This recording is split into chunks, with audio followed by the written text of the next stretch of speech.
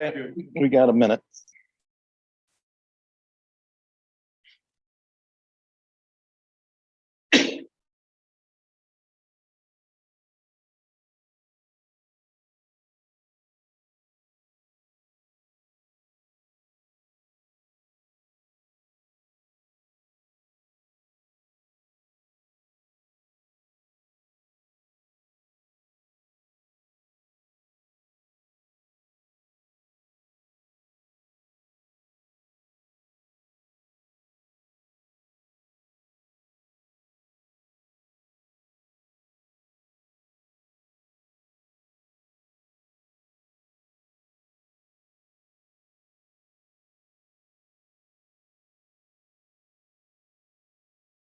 Order. Becky, you do the roll.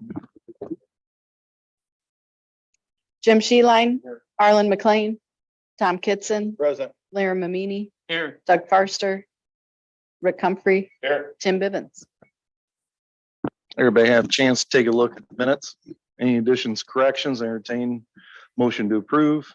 Moved by Kitson, seconded by Bivens. All those in favor signify by saying aye. Aye. All. Motion carried. Okay, so we've got Kevin, do you want to go first? And hi, good morning, Andy. Appreciate, I didn't know you were coming this morning. Glad to see you. Yeah, that's Yeah. great. So this is like the timeout chair. Sure. This is definitely the timeout chair. So first of all, good morning. Thank you for the opportunity to chat with you today. Yep, you got to pull that thing right into you. I think this is my usual lecture when I come and see you folks, is how to work the microphone. So thank you. When Chairman Sheeline invited me to stop by, he probably didn't expect an agenda with 6 items on it, but I assure you it is going to fly. I'm just going to hit the highlights and pass on a little bit of information about some of the things that LCIDA is involved in that I think is probably going to be of interest to you. But first of all, let me start with a thank you to the county for your support of LCIDA, financial support of LCIDA this year. We got a check from you all for $15,000 in support of our development business. The LCIDA operates on an annual basis, financial basis of about $80,000. And so your contribution is a big deal for us. And so we appreciate your doing that, appreciate your partnership and support of the organization. So moving on from there, just to fill you in a little bit about what is going on, what you can see with a Gateway project, which is on South Galena Avenue, just across the street from Walmart. It's for those of you involved in agriculture, I'm sure it's a horror show based on the amount of what do you call it, weeds, right, that have been had shaken up in that whole process. But I guess it's maybe better than looking at just black dirt. The responsibility and the way that is rolling out is that our developer partners were responsible for the preliminary grading, the preliminary site prep, which is essentially what has happened there and stirred up all those weeds. The next step is for the city to do bidding and the actual contracting for the infrastructure, roads, water, sewer, that kind of thing. And that's the process that is going on as we speak in terms of gathering bids for that and essentially staging to install the roads, water mains, and things of that nature. On a parallel basis, the developer is soliciting tenants. Hospitality is our priority, as you're aware. Hotels, fueling, restaurants, and all those topics are in play. There's interested parties in all of those. I think they're close to some agreements, but none have been formally announced. In addition, there's some what I'll describe as mixed use opportunity that's being pursued as far as maybe a small retail development and a couple other service industries. So they're motivated customers. I hear from them about every other week with questions about what about this particular opportunity? You think there's a need for that, and so forth. So we continue to be optimistic that there's actually going to be actual projects, not just roadways, but actual projects essentially starting sometime this fall. And we'll talk a little bit more about some of the constraints of that in just a second. Obviously, the benefit to the county of that development is going to be jobs first and foremost, and then retail, particularly on the fueling side, the hotel tax side, sales tax on meals and so forth that will contribute to the county's public safety sales tax add-on. The business park expansion is a big deal for us. For the past, the past 3 or 4 years, I field calls from interested parties looking for 5,000 square foot of building or 75 acres to put something on. And we've been unable to typically respond to that in the past for lack of shovel-ready land or landowners interested in partnering with us to make that available. And that's changed in the past few months. As you can see on, if you flip over my agenda, the a total of almost 500 acres has been annexed to the city and included in the tax increment finance district specifically for industrial type development. The two key things that typically accompany requests for proposal from outside potential site selectors is access to an interstate and then also easy access to utilities. And our business park, now that there's some additional land available, is really an ideal situation for that. We obviously are, a mile and some change from an interstate. The roads and water, utility, sewer infrastructure essentially stubs right into some of this land, particularly on the right-hand side, on the east side. And then on the west side, this 220 acres is obviously huge, not quite as well served from a utility roadway standpoint, but very attractive for a larger project. So this part of the equation in terms of marketing is excellent news. The market, however, has experiencing some headwinds, if you would, in the past few months. If you talk to you read the site selector magazines, talk to the real estate guys in the city and the suburbs.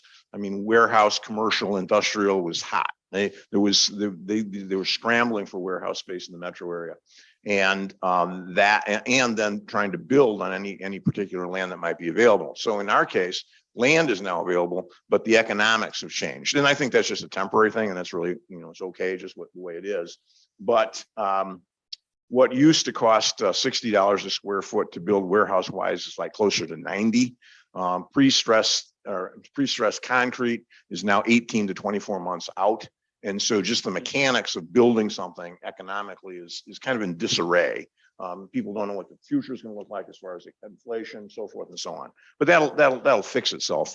But right this second, I think it puts a bit of a damper on, like, for instance, I talked to a gentleman yesterday who was interested in, doing what I describe as a multi-tenant small warehouse, 10, 15,000 square foot slots, maybe put 5 of them together. And unless you're really the big boys, the Amazons of the world, you can't afford that right this minute because of the building costs and because of the rising interest rates and because of the uncertainty. So, but that, like I said, will work its way out. In the meantime, though, it gives us the opportunity to partner with perhaps some of these landowners and do some of the geotechnical that will get us to a much higher shovel-ready state, so that once things start to open up a little bit again, we'll be able to get in front of site selectors, developers, and say, here's a specific plot of land, here's a specific survey to it, here's any environmental issues, here's any historic issues, so forth and so on, so that it'll be a quick response. As I've mentioned to you in the past, when we receive these notices from Intersect Illinois or DCEO, basically they want answers in a week. And so you really have to be ready in order to be in the game. And these properties are new to us. And I think that it's worth some investment, like we collaborated with Gredco on the east side of the county to make sure that our ducks are completely in order and knowing what we're marketing. So that's going to be kind of the LCIDA project going forward in the next few months, is to make sure that once a little bit more stability returns to the economy, once some of these supply chain issues are addressed, that we will be ready to leverage or to market what is very well positioned land in the northwest part of the county. Rayner, also, just as a quick aside, Rayner, as you're aware, I don't know if the right term is, took over the lease, established a new relationship with the owner of the former Rayovac building. So they are essentially out there making improvements. They've got a brand new parking lot. They're cleaning up the exterior of the place. Their general interest is in combining certain of their production lines that are currently under multiple roofs, combining them under one roof, which is going to improve their manufacturing throughput, reduce wastes, safer than dragging stuff back and forth across Route 2, so forth and so on. So that's expected to be going to use in next year, 2023. Which is very exciting to have essentially a local firm, Dixon Heritage, assuming that building, and that provides, I think, a lot more stability perhaps than somebody that might sign a lease for 5 years and who knows whether they're going to still be around or not. I have on my agenda some issues that are developing. Speaking of Gredco and Rochelle, there's some interesting developments there that Wendy and Andy are going to talk a little bit about, so I'm going to skip that. Just a quick couple of notes about the housing study that was recently completed by Lee County, Lee Ogle Enterprise Zone. And I think at some point in time, maybe Andy, we can come back and maybe delve in this a little bit deeper. But the context of the study was done by the Enterprise Zone to take a look at the housing's impact on development. In other words, you can't have jobs without places for people to live. You can't have economic growth without places for people to live. And so the study was commissioned by essentially, consultant types, experts in this kind of field, to take a look at our current market, take a look at what the potential needs are based on job growth, based on aging of the population, so forth and so on. And it's it's one of those things that's what's the right term? There's a lot of variables. You have to make assumptions. So there's a lot, the data is not exactly, like in concrete kind of stuff. But I just took a look at, Andy sent me the report, and it's kind of just breaking news these days. And I just thumbed through the executive summary, and there's a fascinating paragraph, which I'm going to hit the highlights of for you, if you don't mind. Assuming that Lee County is maintaining a 69% ownership occupancy to 31% renter. In other words, roughly 70% of the housing in the county is actually owned by the resident versus rented, which is about 30%. If the county were to have a healthy number of rental units vacant, which is this industry standard is 5 to 7% of total housing, there would be at least 754 units essentially empty and turning over in the process of being rented or vacated or what have you. There in a town the size of Dixon, there would be about 307 units available. And then they go on to say, using online search tools, the team was unable to find more than 3 units available on any one given day. So the focus of this study was on what they refer to as workforce housing. In other words, the housing that's you need in order to support warehouse operations, entry level manufacturing, retail, that kind of essentially wage group. And even if you assume, like, these numbers are totally shocking to me. I mean, they're just huge. But even if you assume it's like 50% wrong, it's still a big number. So like in Dixon proper, they talk about 300 units would be what you'd need in order to sustain, the ability for people to move in when they need to move in and so forth. You're talking like 150. Again, at half these numbers, 150 empty units in any one day, which is, again, totally amazing. So my argument is going to be, once we process and digest this, that having adequate workforce housing is one of the keys, like available industrial land, like jobs for economic growth. In other words, you can't have people come into your neighborhood if they have no place to go, kind of thing. So, and I don't know what the answer to that is. There's probably, we'll do some research, and there's probably incentive, property tax incentive types of programs and other things that municipalities, counties, government entities use to try and encourage, developers to invest in building multifamily rental housing. So that'll be an interesting conversation essentially going forward. But again, I do believe that's an important variable in terms of sustaining growth in a particular area. And then last thing, just to let you know that Andy and his team at Blackhawk Hills are still working on the application, EDA application for the Stewart Road study. And again, you all participated financially in that, and we appreciate your investment in that. And the application should go in relatively shortly. And I continue to be amazed, but these are like the housing study, which took almost a year. The Stewart Road study is probably 18 months, 24 months once it gets launched. So that'll be something to look forward to in the future.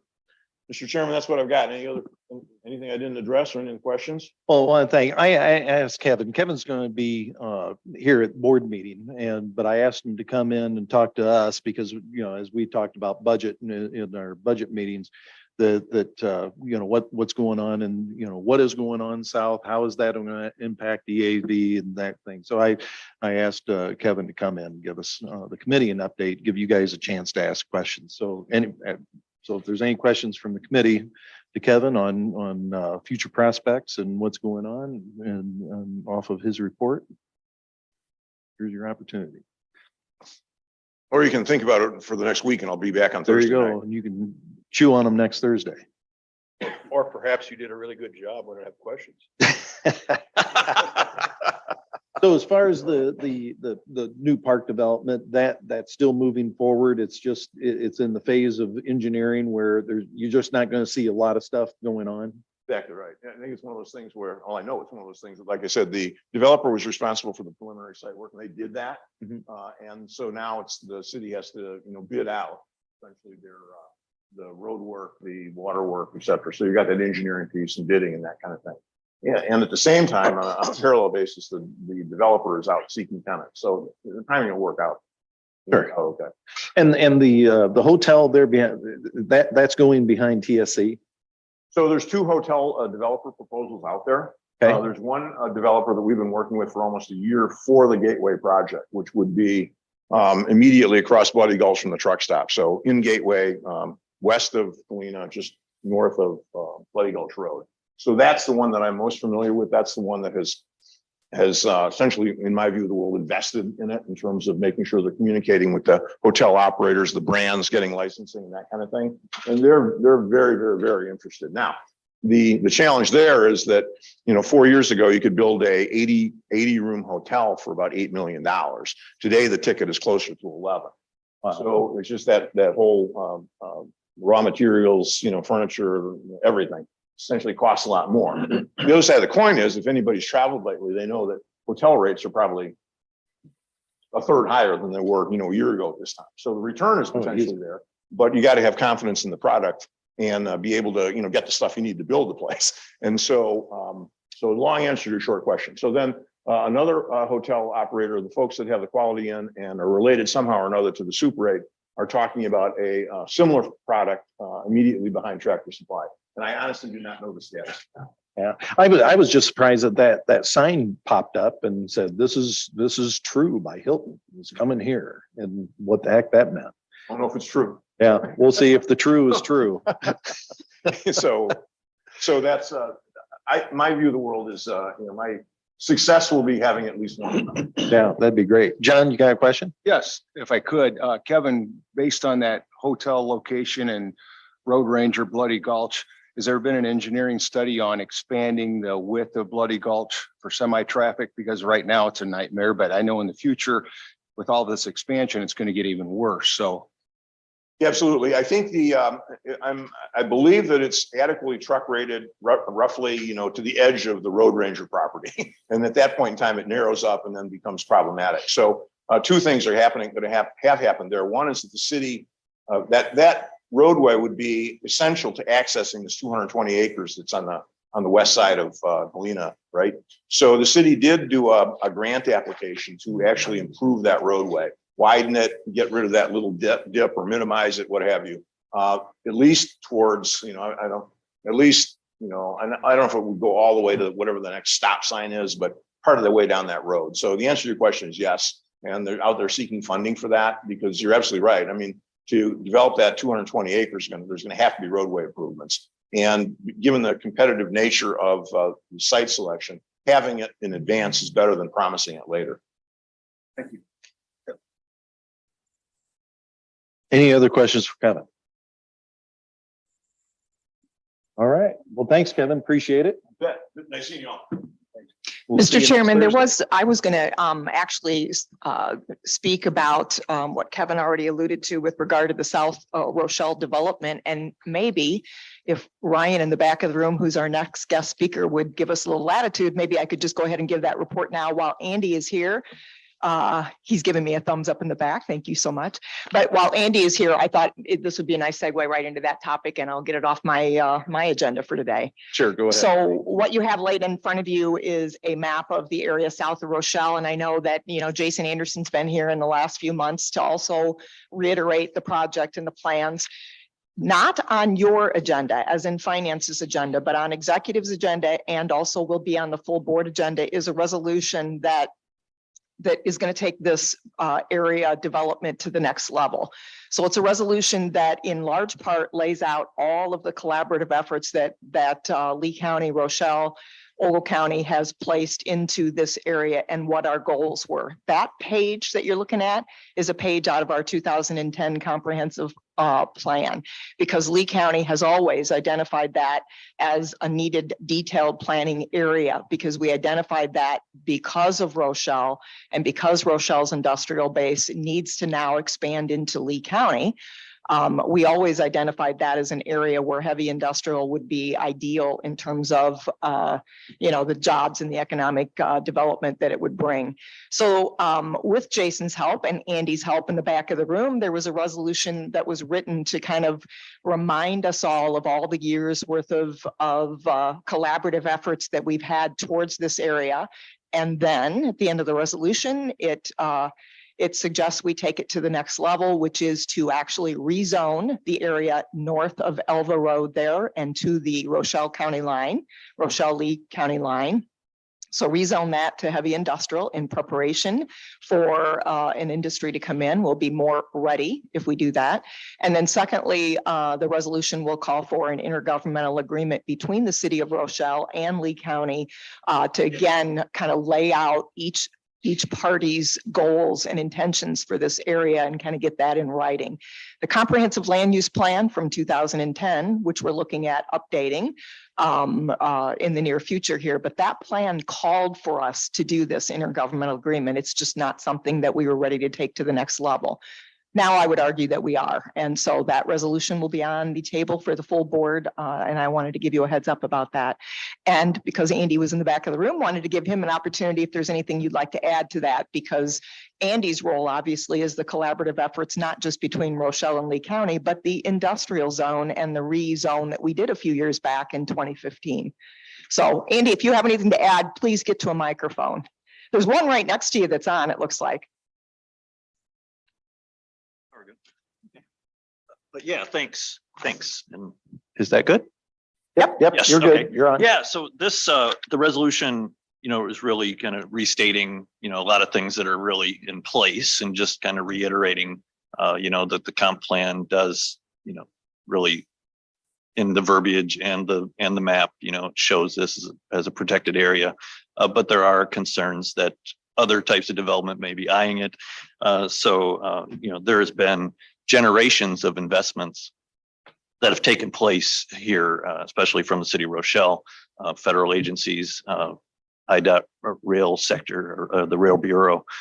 They have all invested heavily in this area's industrial growth because of its location. It really serves Lee County residents, jobs. It's also set to develop a lot of industrial EAV for the county as this development takes place in Lee County. This area is being pitched regularly by the city of Rochelle when they respond to RFIs. They're regularly presenting this area as developable area, and so it's just a matter of time before it gets utilized in an industrial way. So yeah, that's certainly has already been presented well by you, but yeah, I just wanted to say that much too. Wendy, is that resolution up in resources, or do we have? You know what? It's going to be on board, but it's going to be tagged to your executive committee agenda, not Yeah, to there's finance. nothing there in executive yet. There's nothing in executive. No, I didn't. I'm not seeing a drop down. I'm sorry, Andy. I just want, Yeah, no worries. you were going to talk about the resolution. I wanted to get the committee to get it up. But yeah, it's basically just, laying out what has happened in the history of Resolution. this area. The enterprise zone has devoted about 1,000 acres of its available capacity to that space. That was adopted just in the last 6-7 years. So Jim, if you're Utilities not, are there from the city of Rochelle. They've planted a water tower. They've got sewer capacity there. Okay. Rail is now in Lee County. So, it's really just an area that we're concerned that would stay in this kind of capacity as industrial ground. Yeah. do you find it? So Jim, if you didn't find it, that could be on me. We were just as recently as, I don't know, about 24, 48 hours ago, fine tuning that resolution. This was a concept that came up at a little bit at the last minute. And so it's probably on me, guys. We probably finished it and I probably didn't tag it into onboard, but I'll get it there soon. Yep. Okay. Yeah. But yeah, otherwise, yeah, that's all I would have on that. Just happened to be passing through a little early for the executive meeting. Yeah, giving everything that's going on up there, it's really exciting that we're able to finally start moving this forward, Andy, and really looking forward to what's going to happen up there. So it's exciting times. Any questions for Andy?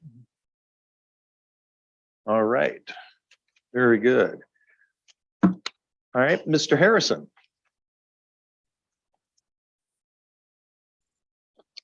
Thanks, Ryan, for your patience. I appreciate it.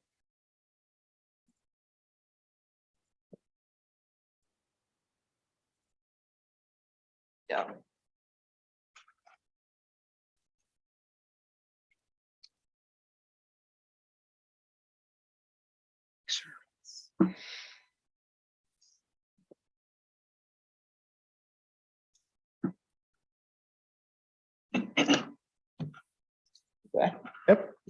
My name's Ryan Harrison. I'm a local insurance broker here in Dixon, Illinois. Write a lot of commercial business, a lot of personal line stuff here in the surrounding area. I'm here today just to ask to get on the bid list to work on the county's insurance, the property casualty insurance. I've got a couple carriers. We represent about 40 to 50 different insurance companies nationwide that are available to quote various exposures, whether it's, you know, a small little mom and pop shop to city of Dixon to the county. The one particular insurance company I have or program I have is with ICRMT, and their pool writes about 65 of the counties in Illinois, which is obviously over half. They've written Whiteside County for 40 years, and it was actually one of the first counties they ever wrote in the program. So me as the local agent here, I'm a local presence, your tax dollars here stay in your area. ICRMT, I don't know if you guys have seen the handouts. They offer all the coverages that would pertain to the county's property casualty insurance. You got a few carriers out there. For instance, I'm sure you've all heard of Travelers Insurance. They're really good on property rates. However, they won't write the jail. They won't write the workman's comp. My program writes everything that you guys need, that you're currently in. They've got a host of services, whether it's risk management, loss control, claims management service. They even come in and they do a free property appraisal on every single property in the county. And as Kevin alluded to earlier with inflation rates and property rates, you know, they have greatly increased here in the last year or two.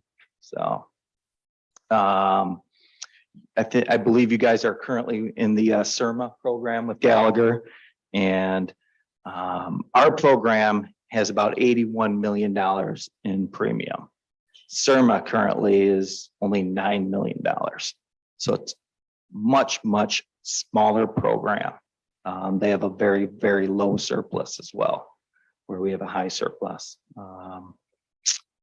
Why I'm here so early, your renewal date, I believe, is December 1st. You guys have to give notice to CIRMA, and it's, in my opinion, it's a little bit of a scare tactic. They call it a notice of withdrawal. And what that is just basically you're letting them know that you're going out to bid, is all that is. And you got to do that 90 days, 3 months ahead of your renewal date. It's a pretty seamless, process that you go through. All I need is loss runs, your budget, and your renewal application, and it's a questionnaire. And I'm off and running and submitting bids. So I can bid other companies as well. I don't just have ICRMT. However, I do believe it's the best program for you. The proof is in the pudding when they write 65 counties in Illinois. So other than that, I don't have any. You guys have any questions for me or anything that it entails? All right, Marilyn, go ahead. Do you write cyber insurance? Because I know a number of companies are backing off on that. Yes, we do. They write it on a low limit. I have other companies that write higher limits as well. So I can go out to bid and get additional cyber liability. Any other questions for Ryan? Tom? Comment. Ryan, you and I talked a couple of years ago Correct. and it was different administration, different timing. And I'm really glad to see that we have an opportunity to work locally to at least bid it out and see where we go. It's always nice to Absolutely. keep the money in the county if we can. Absolutely. So just as a reminder, the finance committee, this is something we did talk at one of your budget hearings about. It was not initially presented in the board chairman's budget. I threw the idea out there of doing that. And so that's one of the decisions you have to make is to, throw out attribute some dollars to this process of going out to bid. And I know there's some talk about hiring a consultant and paying a consultant X amount of dollars to come in and do this. To me, that's my job as the agent broker. I am a consultant. Why not let the insurance company pay me where you guys don't have to spend money on that as well? If you want to pay me, that's fine. I'd be more than happy to take it, but that's my job. That's what I'm paid a commission for, is to represent county and my customers in the best way possible. Right? So what is the process? I mean, if we do consider going out for bid, which I believe is a good thing, I mean, do we just notice it and put it out for bid? I mean, what? So the 90 days is my understanding, we'd have to have the process initiated by September 1. Correct. So this is actually something we've talked about. We haven't initiated it. I talked with the chairman this morning. I think we're going to be, in fact, I think next month you're going to see that he's going to appoint a subcommittee of the finance committee that will pursue this, whether we be able to make the SEP1 deadline, probably looking at next year rather than this fiscal year to do the bids. I Go guess ahead. that's what I was gonna say. I mean, how hard is it to put them on notice? You send them a letter and say, It's actually, it's a little memo. I've got a template. You copy and paste your information on there and send it. So it might sound easy on the surface to send them a memo, but the challenge here is that if we send said memo and put them on notice, effectively what it is we've stepped out of CIRMA. And so by December 1, we have to have another plan in place. So let's assume we go through this process and we decide, you know what? CIRMA is really where we want to be. And I don't know that that's the case, but that is a possibility. That's where we're at with our health insurance right now, is we ended up staying in the same pool after considering everything. At that point, though, what we would have to do is to reapply to get back into CIRMA. So technically, the notice that we're going out to bid is essentially a notice that we're leaving the pool and we have to apply to get back in. So that's why when I talked to Ryan about this earlier, it's my personal opinion that we do need to go through some steps and that our plan is to do this in time for next year at this time. I don't think we've got the time to prudently do it for this year. how long does it take typically, Ryan, if you put a bid proposal together to get responses back? I mean, it's a little bit of a process, but I mean, basically, once I have that renewal application and questionnaire, which is a bid packet, which is standard procedure, it's probably on a PDF, which can be emailed to me. That would have vehicle schedules on there, payrolls, property schedules, loss runs, which is another email, and the budget, which is public knowledge. And I'm off and running, and nothing else has to be done by the county. I guess, have you looked at what we currently are paying? Nope. I mean, I that would probably be a good place to start to see what we have as far as our current premium. And I mean, naturally, you're not going to try to bid on something that you don't think you can probably get below anyway. So, Right. ICRMT has been after Lee County for quite some time, and they're going to be very aggressive. I can't tell you a dollar amount of what that savings might be, but I know when you go out to bid, generally it sharpens the pencil for everyone involved in that process. And it's just a win-win for everyone. I think it's right around $500,000, give or take. And I saved the city of Dixon roughly about $150,000, probably about 4 or 5 years ago.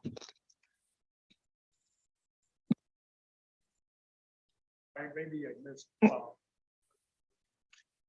Maybe I missed what you, when Rick asked you the question, how long of a process? You kind of explained what the process is. How long? I mean, we could turn around a quote in probably 30 days. Okay, that's Yeah, why it's just, yeah. it's 2 weeks, 30 days, 60, 90, Right. Yeah, just curious, absolutely. okay, It's not a difficult process. okay, At all. thank you. It's just entering the information.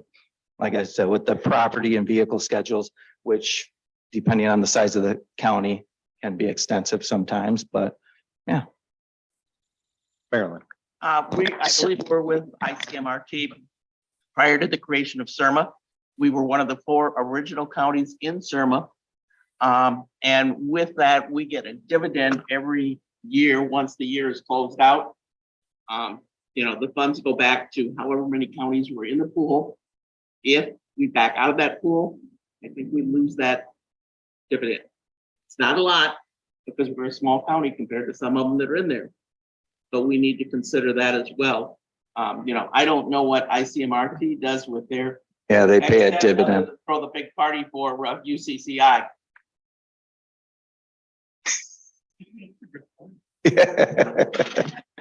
Is it a good party? I haven't gone to that. What I think what we're, and I appreciate you coming in, Brian, and talking but we have our process that we need to work through. And like Wendy said, we're probably looking at next year to do, so we probably will be, sometime after the first of the year, we'll have the insurance committee in place, and then we'll start the whole process. So, Okay, Mr. Chairman, yes, I guess I understand the timetable and stuff, but my concern is what's going to change next year? I mean, at some point in time when we put CIRMA on notice, we're going to be kicked out and have to reapply. Right. But if you have it, I'm sorry, can I answer that? Oh, yeah, go ahead. I was gonna say something else, but you want to look at more than just what Ryan has to offer and the other one, and you've got to have your ducks in a row sooner than now to get the attention of everybody else, if you're gonna do this what I was properly. hearing, though, Yeah.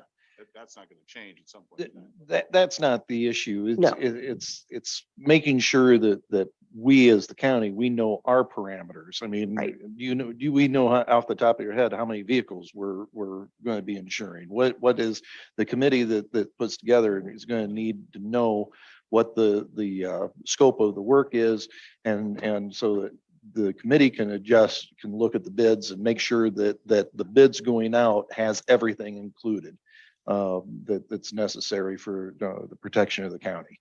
And that takes some time, that takes some work. I'm not sure that this county has done its due diligence to really go out and make an effective decision, but that wasn't really, sorry, side note. Our property liability is about 360,000 a year right now. Workers' comp's about 130. There you go. Any other questions? And really, there's only a handful of carriers that can write counties with the jail. If you include everything, if you want to piecemeal it out, you can try and get there. But I don't know if that's in the best interest of the county. There's really 2 to 3 programs out there, and ICRMT is one of them. CIRMA is one of them. Travelers does have a program, but no workers' comp, no jail. So. Fair point. So. All right. Any Well, other thank you. questions for Brian? Thanks for coming in. Appreciate it. Did I? Oh, I'm sorry. I guess I should stick to Mr. Harrison. The having 7 kids, I'm very susceptible of misnaming people, so. reverts back to, hey, you. All right, visitors. Charlie, you have anything? Charlie's been here and gone, sorry. Charlie's been there and gone. Paula? Anything? No. Yeah, well, we'll come back to you for financial report. Nancy, do you have anything? Okay, Marilyn? Michael? No, sir. Sheriff? Do you have anything for us this morning? Okay, all right. Everybody, anybody on Zoom? Okay, Bob and Sam. Okay, I've got nothing. thank you.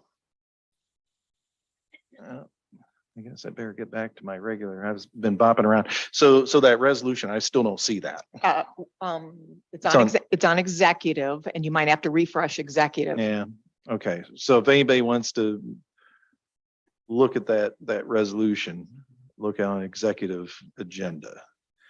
All right. Okay, we are to Paula. Paula, what do you have for our monthlies?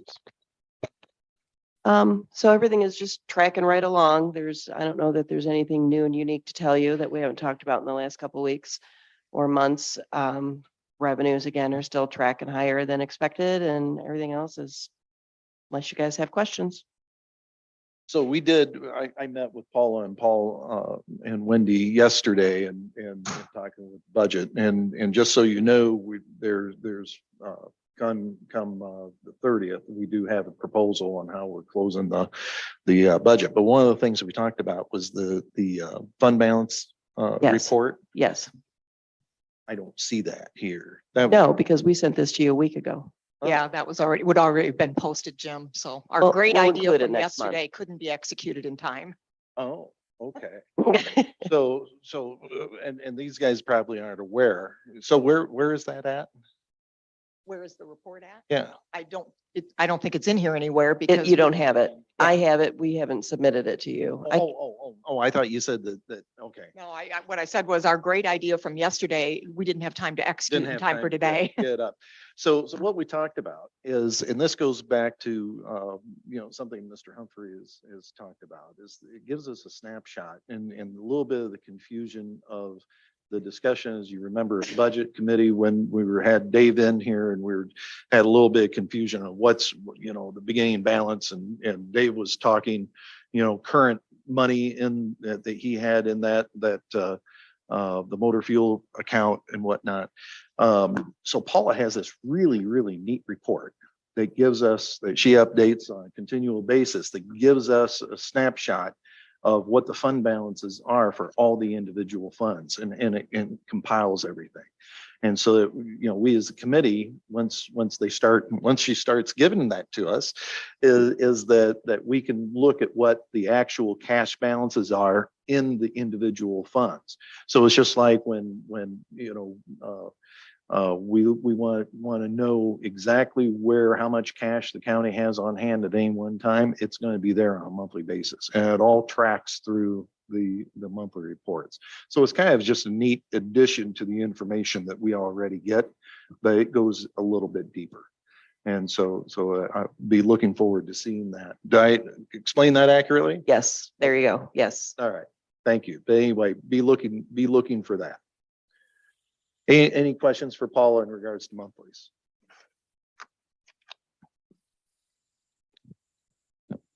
All right. Just a comment that I have, what we took a look at yesterday is that revenues continue to track the way that we've been seeing month over month.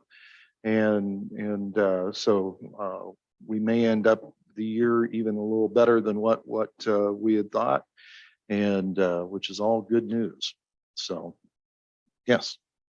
Charlie, do you have anything for us? No, sir. Thank you. All right. Approval of the monthly resolutions. We've got 3 Joseph Meyer resolutions that pass on to executive. And we do need a motion for that. Need a motion by Mimini, seconded by Kitson. All those in favor of moving those to executive signify by saying aye. Aye. All opposed, motion carried. you. Is there any old business? Old business, we'll move on to ARPA recommendations. Approval of the 2 community service applications. We'll take these individually. First one is the teen turf.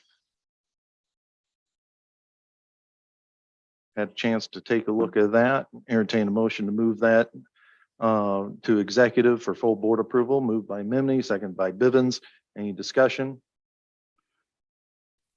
Seeing none, all those in favor of the motion signify by saying aye. Aye. All opposed, motion carried. Green River Saddle Club, same thing. Information is there in front of you. Recommendation from the ARPA committee. Entertain a motion to move that to executive. Moved by Bivens, seconded by Mimini. Discussion. Hearing none, all those in favor of the motion signify by saying aye. Aye. Motion carried. All right, court's ability and the boiler replacement.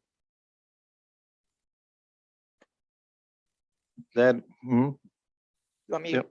Yeah, go ahead, Wendy. This is just another cleanup one. Patty Rudolphi is doing a fantastic job as our compliance officer, making sure that we all have dotted the i's and crossed the t's. This is one where we didn't. You all approved a bid to replace the boiler back in March, this boiler back in March, but actually articulated in the meeting by our finance chair here right now was no allocation of where the funding would come from, and that in fact, we would explore funding it through ARPA. And as you now know, we did set aside 1.5 million towards capital. And so our intent here is to fund it out of that 1.5 million that you've already allocated towards capital. This is a cleanup, just to make sure that that motion gets carried through the full board, that that's our funding source for that boiler. So these dollars, we've already seen these dollars that already been approved. We just need to, this is housekeeping. So entertain a motion, moved by Kitson, seconded by Bivens. All the discussion. Any questions on this? Everybody understand what we're doing? All those in favor of the motion signify by saying aye. Aye. All opposed, motion carried. All right, centralization of IT services. So if Wendy? I might speak on that, Jim, similar circumstance, a little bit different in that when we came to you back in April and you did approve out of ARPA capital to centralize IT services over across the street in the courts building. At that time, we only had part of the costs. We were still seeking the other costs. So what you're seeing on the attached document here on the board action request form in red is the revisions that are needed. In fact, this work's already been done. So this is housekeeping in that we're either going to spend it out of our county general fund or we're going to spend it out of ARPA capital. And my recommendation and ARPA's recommendation is that we take it out of that 1.5 allocation to capital. So again, a bit of a cleanup with some additional revised numbers. Entertain a motion to approve this, move this to executive, moved by Forrester, seconded by Bivens. Discussion. Have any questions? Hearing none, all those in favor of the motion signify by saying aye. Aye. All opposed, motion carried. Thank you. Okay, now we're to number 4, general funding request. So we have four of the general funding requests to go through. And the first one is the fire districts. After much discussion, the ARPA committee had recommended to us that instead of funding individual projects by the various departments, we're going to just aggregate that, divide the money between the 10 departments that are wholly within the county. And this is what that is. So each of the fire districts will get $10,000 for a total appropriation of $100,000. And the fire districts are encouraged. We told if they want to, if there was a specific thing that they want to aggregate their money to do, they we encourage cooperation between the districts.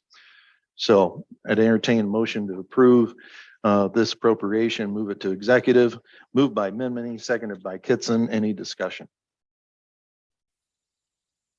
Just for the Rick. record, I'm going to vote no because as I discussed at the ARPA committee, I don't have a problem with this going to help fire departments if they have a specific need, but just to hand them $10,000 to another tax collection agency, and basically, I don't support that for that reason. Sure, fair point.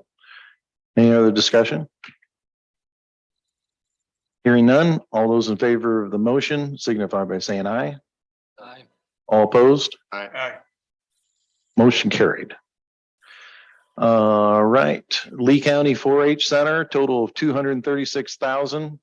And what we did here is we swept the balance of the community service dollars, which amount to roughly $100,000, and combined that with a general allocation of 136.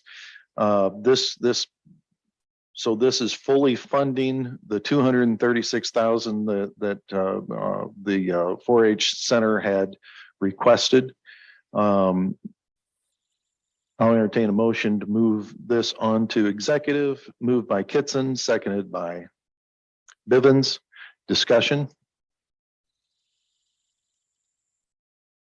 Any further discussion? Hearing none, all those in favor of moving this to executive signify by saying aye. Aye. All opposed, motion carried. Okay, next is Lee County Highway Bridge Repair. As you remember from discussion with Dave Anderson, this is designating to defray the part of the cost of the concrete culvert over at West Brooklyn. So I'll entertain a motion to move this to executive, moved by Forrester, seconded by Mimini. Any discussion? Hearing none, all those in favor of the motion signify by saying aye. Aye. Motion, all those opposed, motion carried. All right, we are to D, Kreider Golf Course. So just as an explanation here, for those that didn't look at what ARPA did, this is the request of Kreider of getting their golf course up to speed for the project that Kreider is taking on. This was the 99,589 is the balance of the general money, and they needed 250,000 for this project from the county. And so we took 50,411 out of business development, and then dedicated 50,000 of the $1 million we reserved for each year of the 2023 and also 2024. And that's how we came up with the 250,000 that was requested. So that's this. I would entertain a motion to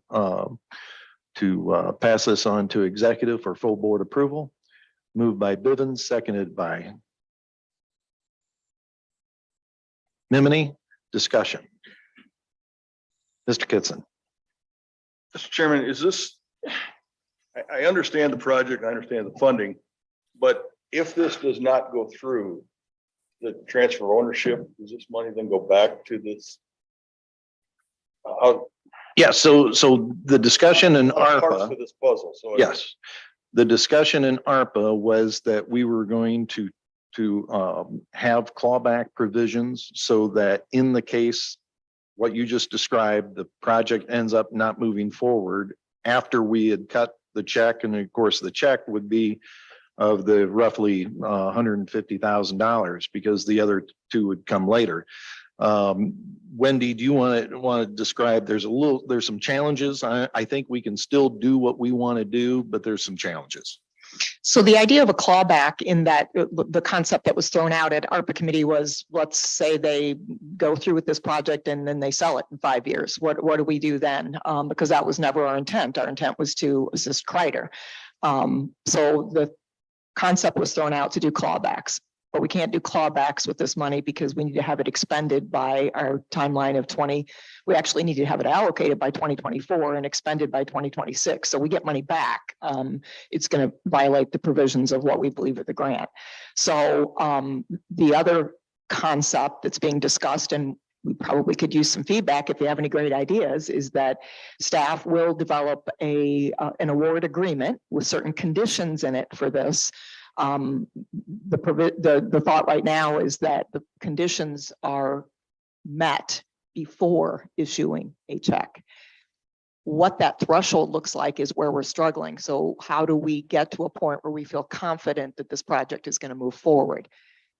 Defining that is the challenge. Writing the conditions is easy. Defining where we draw that line in the sand is the challenge. And so, but we were tasked with doing that at ARPA. So we intend to come back with something for you to consider in terms of an award agreement. And in the meantime, no check will go out until we've agreed on an award agreement for this project. Charlie, do you have any comment in regards to what Wendy just said? Thank you. I was not at the last ARPA meeting, so some of this is news to me, but I'm sure Wendy and I will work through it.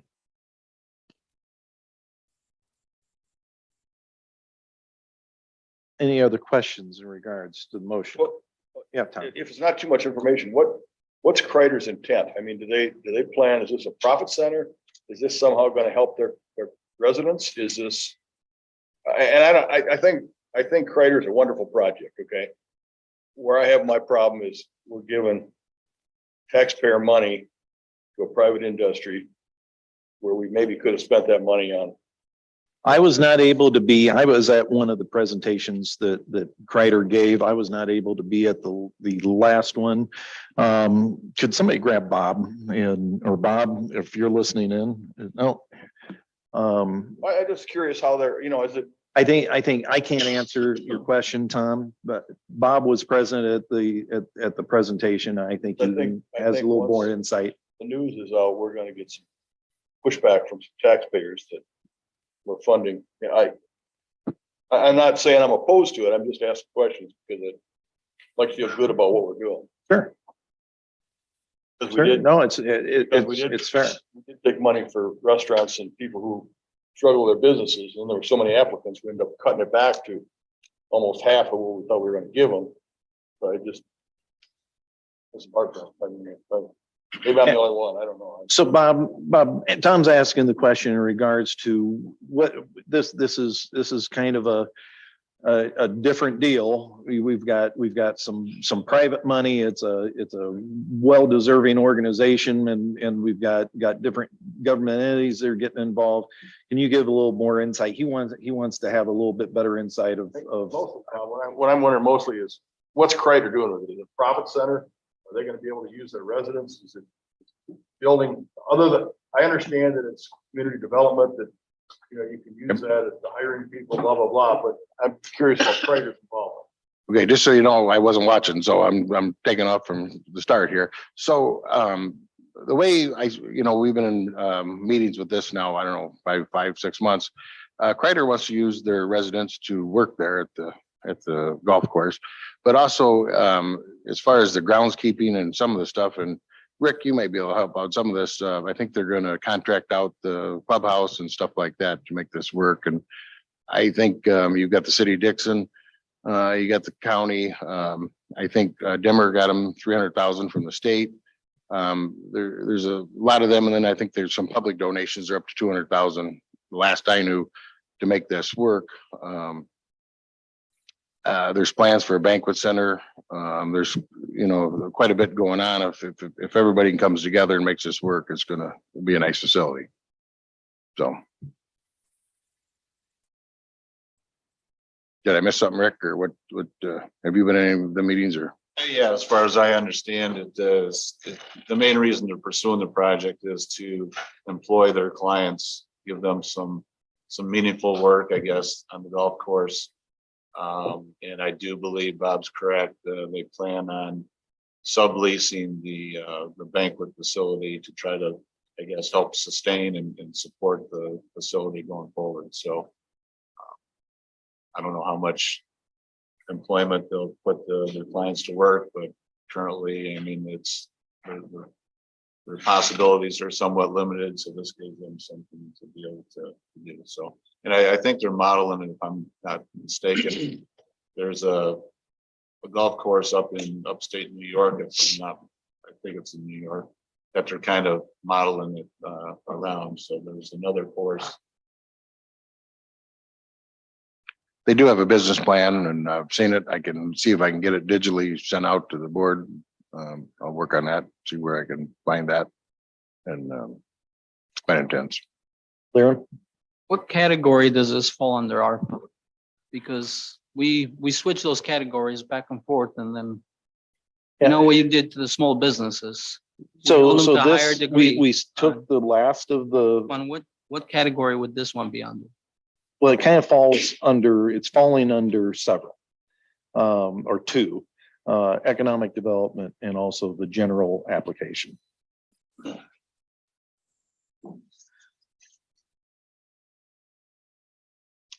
Okay, any other questions? I think we'll have a roll call on this one. So are you ready for a roll call, Beck? All right. Jim Sheeline. Aye. Arlen McLean, Tom Kitson, Oh. Lara Mamini, No, Doug Farster, Yes. Rick Humphrey, Same. Tim Bivens.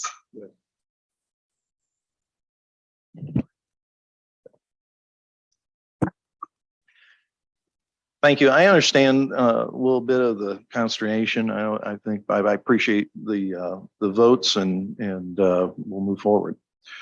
Jim? Yeah, go ahead. And I don't know if it's the way it's worded or not, if it's, that's the sticking point for the irrigation system. I think it's more of just for the total whole package and the biggest need that the golf course needs out there to keep it sustainable is an irrigation system. It's 50 some years old.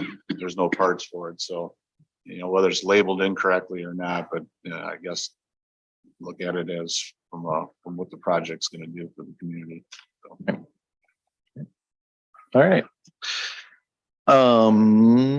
Okay, point B, property liability insurance. And thanks for coming in, Bob. So Jim, I added this as just kind of a placeholder. As you mentioned earlier, as part of the overall budget process, we intend to come back at your next budget meeting and discuss a number of outstanding items, of which this is one of them. So you're welcome to address this today, Jim, if you want, or otherwise we can address it as part of our overall budget. Yeah, Process. I think this is part of the overall budget, but I just think that it's there. So make sure that the committee understands that this is kind of the direction that we're moving towards. Like I said, I did have conversation with Bob, so we'll be forming that subcommittee to basically do the same thing as we did with the employee health insurance. So get that process started. Any questions on that? Any comments? All right. Wendy, financial policies and procedures. So back in March, I presented to you a purchasing policy ordinance rewrite that you moved on to the full board. And once it got to full board, it had to lay over for a month. And in that period of time, a number of items came to the forefront that needed to be incorporated into the policy. And then the more that Paula and I discussed it, the more we decided rather than have just a purchasing policy ordinance, perhaps we should have a financial policy ordinance that would incorporate in numerous other policies that you all have. So what this document is right here in front of you is, again, an overarching financial policies document that includes your purchasing policy. And Charlie, for your information, what I was seeking from you before full board meeting, this committee moved it on. At full board, it eventually got tabled while I did this further research. So my question to Charlie that we'll have to solve before the full board meeting is, now that it's been tabled, how do we essentially take the original policy, which I want to be now null and void, and move forward on this policy? So it's a matter of technicality, and that's what I was going to search your help for before the next full board meeting. So we'll talk about that. But from this committee, what I'm looking for is to move this document forward. I do want to give you a couple ideas of what now is under this overarching financial policy document. So we have a essentially laying out the purpose and the roles and the responsibilities. So in other words, it tags you, the finance committee, as the having the responsibilities for the financial policies, the budget, et cetera, et cetera. So it identifies that as part of your role. It talks about the budget preparation and how we do budget amendments. We already had a resolution on how we attack or approach budget amendments. Now it's just been incorporated under this document. A capital asset policy is now included in there. It also addresses the financial audit. Again, we've always done an audit. In this document, it lays out for the public's sake that we will continue to do an audit, obviously, and we'll make that audit available to the public upon approval by the board. We have revenue collections and receipts and the claims and accounts payable. Now, this incorporates in our new claims process. Our financial policies from before didn't account for the new claims process we've got. Travel expense reimbursement. This is literally just copying and pasting our current policy into this one financial document. Talks about how we handle payroll, how we handle bank reconciliations, making sure they're reconciled within a 30-day time period. We address professional liability insurance specific to our employees that handle cash. We identify in there how that's handled. We also identify records retention and destruction, disposal of surplus property, which I know is something near and dear to Tom's heart, is handled in this document now. Grant compliance is actually a new section. We didn't really have anything on grant compliance section. We've now incorporated a paragraph or two in there on that. And then last but not least is the actual purchasing policy that I had originally presented to you back in March. So now we have this large overarching document that is intended to incorporate our financial policies into one document for reference. Obviously, once this is approved in its final format, it will go out there in your resource folder to have it available for referring to what our policies are as to how we handle things. With that said, it is an ordinance. It will have to lay over for a month. So all I'm looking for this month is a motion to move it on to executive and full board. And then of course there it'll lay over for a month. And in the next month, I would appreciate any feedback any of you may have on the policy. It has been sent out already to department heads for their feedback and review. So again, if any revisions come up in the meantime, we'll incorporate them in prior to the final adoption next month from now. Any questions? Okay. No questions. All right, very good. Thanks, Wendy. We've already heard from Kevin, so we don't need to do E. Do we need motion for that? I do need a motion to move it on to exec, please. Oh, that's right. I'm sorry. Appreciate it. Moved by Kitson, seconded by Forrester. All those in favor signify by saying aye. Aye. All opposed, motion carried. Moving on to D, or no. Yeah, moving on to D, ratify the Health Insurance Committee recommendation. I skipped over their minutes. So up on the top is the minutes from the Health Insurance Committee. And their recommendation is to continue the program that we have. Mr. Kitson, do you want to make any comments regards? Wendy, I mean, it's the people we hired to review it, with our recommendation, we stay with what we have. Sure. So entertain a motion to move that recommendation to executive, moved by Kitson, seconded by Bivens. Discussion. Just a quick point of clarity. Similar to the CIRMA pool, the IPVC pool we're in for health insurance doesn't require action if we're staying with them. I'm only having you go through the process of actually ratifying what the insurance committee did because they went to a lot of work and they came to this conclusion. And I want to know that the board actually agrees that our process is to stay exactly where we're at. Obviously, we don't need to let IPVC know anything at this point, but it's just a ratifying of the process we went through. Rick?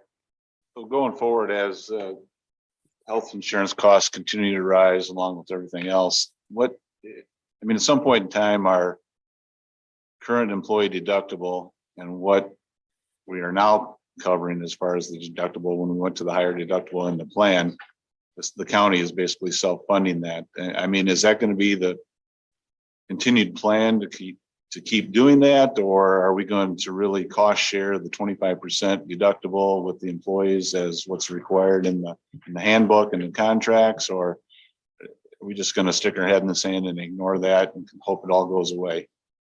So the question before the insurance committee was, is the insurance through IPBC providing us the best bang for our buck?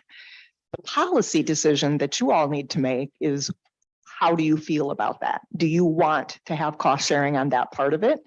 So that's something that you can take up going forward. I'm not an attorney, but there's something to be considered, is the union contracts and whether or not this would, cause an issue with the union contracts. So that's the only thing I'll say. So if there is a policy decision to want to cost share that in the future, it may have to start with those union contract negotiations.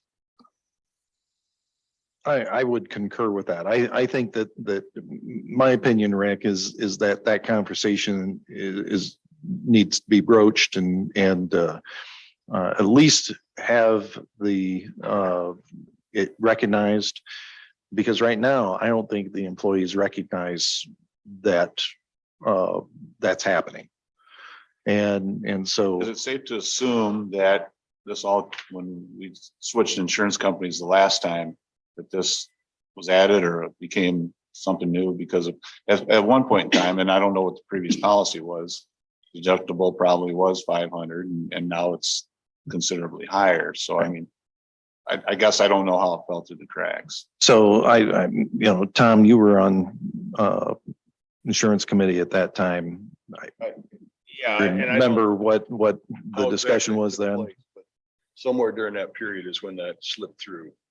Yeah. And it became, The employees had been paying that part, but something in the transition, and none of us are really sure exactly what happened. So we Yeah. can't pinpoint it. I know Marilyn was part of, getting the board to understand, the finance committee to understand that this was happening. That even though we were putting into contracts, and Marilyn, if you want to make a comment, go right It ahead. slipped But through, I think, with the transition from through the insurance we had previously, we went to IPBC.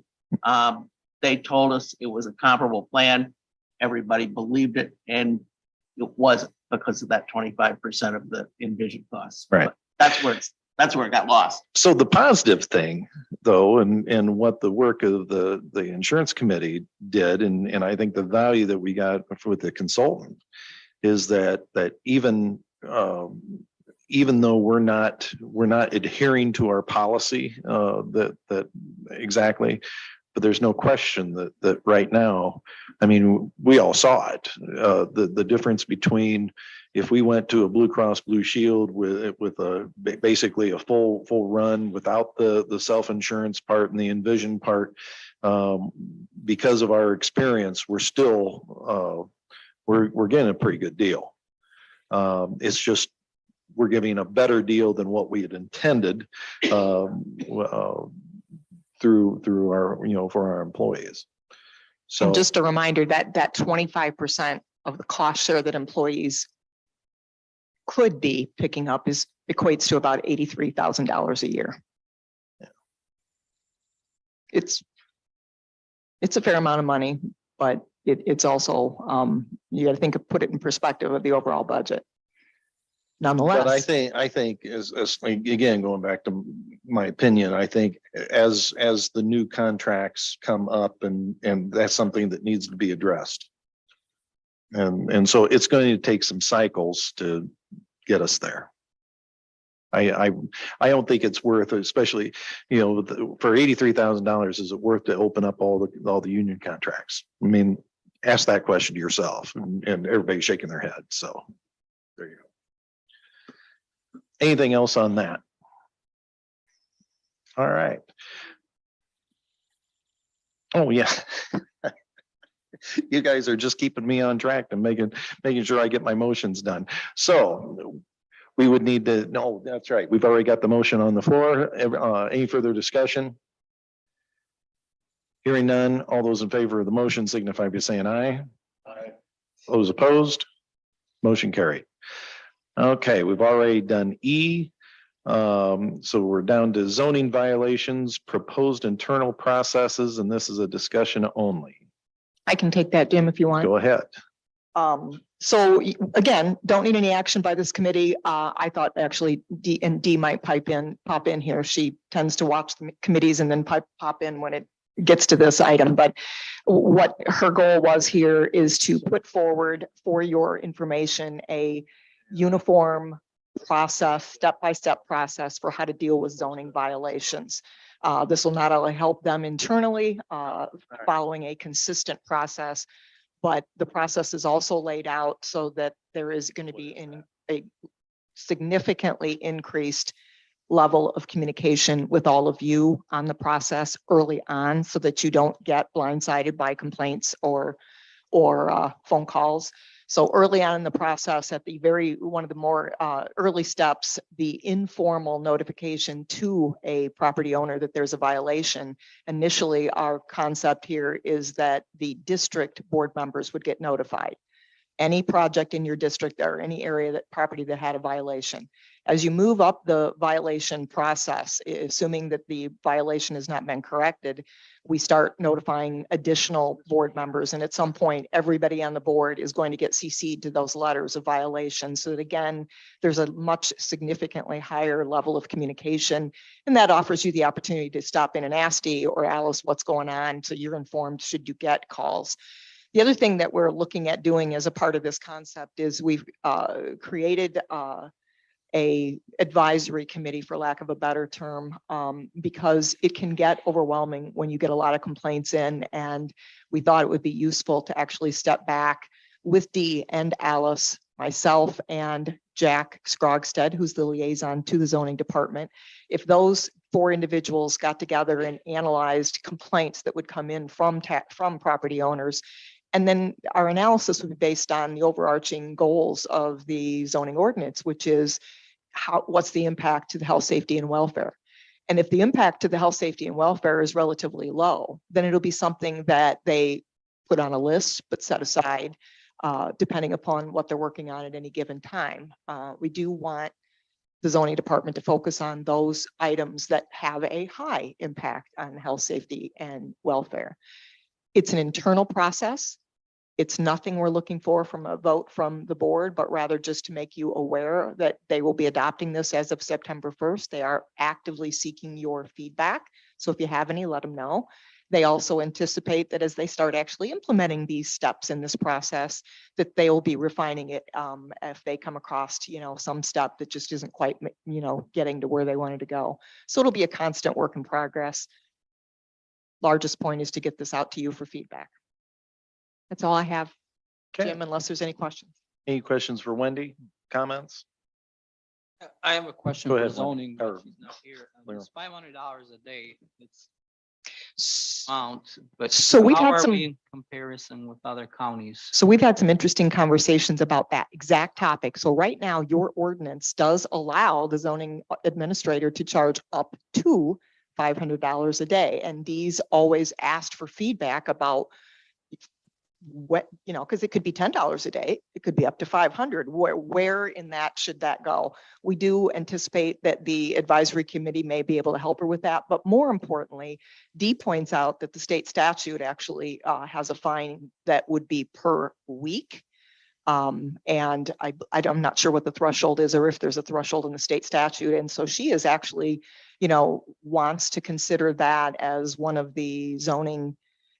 Once we get through renewable energy, they really do want to tackle the zoning ordinance. And that's something that she's put on her little tickler list to kind of revisit, because that is, $500 a day would be extraordinary. But more to follow on that, Liram, because it is something on her list to re-examine and maybe move to a per weekly fine to be consistent with the state statute. But again, that's in the ordinance right now. So any change like that would have to be made by this board. I'm not complaining that it's high or low. I know a person in Lee County that has an issue, but he got really sick and really ill. And then to go through all those steps that are listed here when you're sick, it's kind of hard on that person. Which is why the zoning administrator needs some I know rules have discretion. to be followed, but I mean. Right. And there's opportunities for discretion all the way through this process. And I think that's an important point to be made. Any other comments? All right, hearing none. Okay, we do have a very quick executive session. And so I entertain a motion to go in executive session under 5 ILC 122 C2 collective negotiations.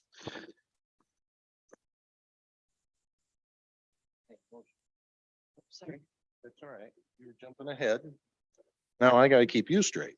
I entertain a motion going executive session, moved by Bivens, seconded by Humphrey. All the roll call. Jim Sheeline, Arlen McLean, Tom Kitson, Yes. Larry Mamini, Yes. Doug Farster, Yes. Rick Humphrey, Yes. Tim Bivens.